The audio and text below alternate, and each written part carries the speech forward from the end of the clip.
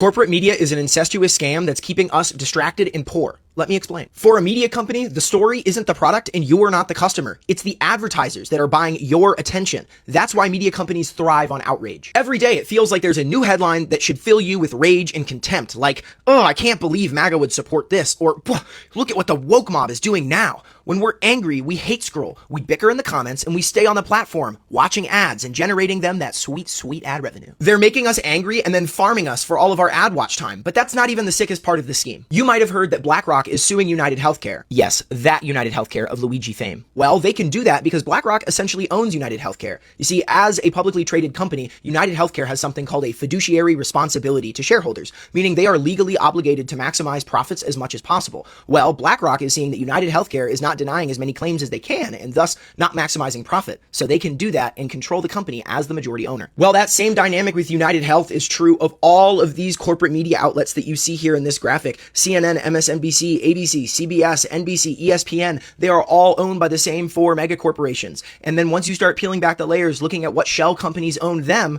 we learn that even though there are four mega corporations, they're all owned by the same group of guys. All of those four mega conglomerate companies are owned by the same three massive private equity firms, Vanguard, State Street, and BlackRock. The majority stakeholder in each firm are just the other two firms. So BlackRock is owned by State Street and Vanguard, Vanguard is owned by State Street and BlackRock, and State Street is owned by BlackRock and Vanguard.